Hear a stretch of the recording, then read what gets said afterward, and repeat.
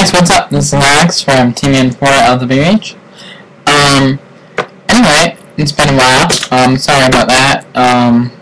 Just been a super crazy week. I hope you enjoyed some of the videos I uploaded, though, from the past couple of past week or so. I uploaded them from my phone, so sorry if they're kind of bad quality, so please check them out. That would be awesome. I would love that. But some of them are kind of stupid, but I figured you might enjoy it anyway. But, yeah. Anyway, let's get started with today's topic, or, little thing that I'm going to do from now on. But, anyway, right now, I am reading The Host by Stephanie Meyer. Here it is right now. Ooh. Love it. Here's the back side. Yeah. But, anyway, I thought it might be fun to read each chapter with you step by step. And, read it to you. So, I figured it might be fun for you to listen to that. But, hopefully you might enjoy it. And, as always, comment, rate, and subscribe. I'm going to be doing chapter by chapter, so it's not too long, and you'll get to wait to find out what happens next. So, if you haven't read it yet, it's good. I'm almost halfway. Well, no, not very far, but I figured this will help me keep on track with my reading. But yes, this is The Host by Stephanie Meyer. And for those of you who don't know what it's about, it's Melanie Strider refuses to fade away. Our world has been invaded by an unseen enemy. Humans become hosts for these invaders. Their minds taken over while their bodies remain intact and continue their lives apparently unchanged. Most of humanity has succumbed, however you say that word. When Melanie, one of the few remaining wild humans, is captured, she is certain it is her end. Wonder, the invading soul, who has been given Melanie's body, was warned about the challenges of living inside a human, the overwhelming emotions, the glut of senses, the too vivid memories. But there was one difficulty Wonder didn't expect: the former tenant of her body refusing to relinquish possession of her mind. Wonder probes Melanie's thoughts, hoping to discover the whereabouts of the remaining human resistance. Instead, Melanie fills Wonder's mind with visions of the man Melanie loves, Jared, a human who still lives in hiding, unable to separate herself from her body's desires. Wonder begins to yearn for a man who has been tasked with exposing. When outside forces make Wonder and Melanie unwilling allies, they set off on a dangerous and uncertain search for the man they both love. One of the most compelling writers of our time, Stephanie Meyer, brings us a riveting and unforgettable novel about the persistence of love and the very essence of what it means to be human. Alright, The Host. The prologue. Or, here's a question before the prologue. Body my house, my horse, my hound. What will I do when you are fallen? Where will I sleep? How will I ride? What will I hunt?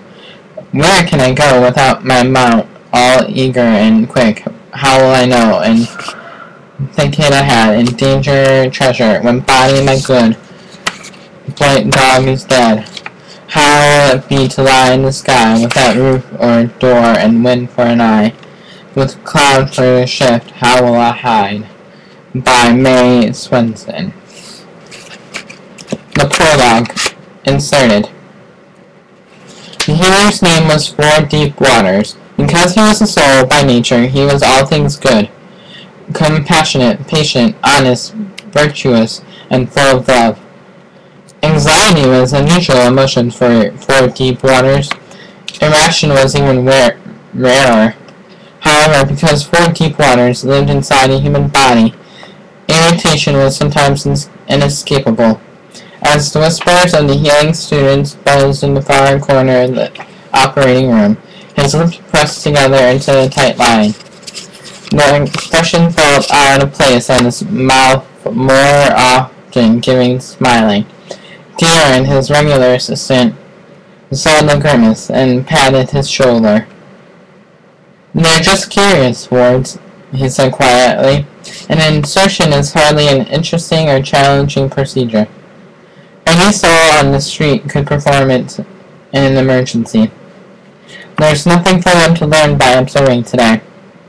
Wards was surprised to hear the shape edge marrying his normally soothing voice. "They had never seen a grown human before," Darren said. Assistant would be prepared, his hands stretched out and waiting. They had worked together for many years now. Ford held the gap open. "Send her home," he whispered. Darren's hand moved into view, the silver gleam of the waking soul in his cupped palm. Forrest never saw an exposed soul without being struck by the beauty of it. The soul shone in the brilliant lights of the operating room, brighter than the reflective silver instrument in his hand. Like a living ribbon, she twisted and rippled, stretching happy to be free of the cryo tank. Her thin, feathery attachments, nearly 1,000 of them, billowed, softly like pale silver hair. Though they were all lovely, this one seemed particularly graceful to Ford deep waters. He was not alone in his reaction. He heard Darren's soft sigh, heard the admiring murmurs of the students. Gently, Darren placed the small, glistening creature inside the opening towards the mate in the human's neck. The soul slid smoothly into the offered space, weaving her into the alien anatomy. Ford admired the skill with which she possessed her new home. Her attachments wound tightly into place around the nerve centers, some elongating and reaching deeper to where he couldn't see under and up into the brain. The optic nerves, the ear canals. She was very quick, with firm movements. Soon only one small segment of her glistening body was visible. "Well done," he whispered to her, knowing that she could not hear him. The human girl was the one with ears, and she still slept soundly. It was a routine matter to finish the job. He cleaned and healed the wound, applied the salve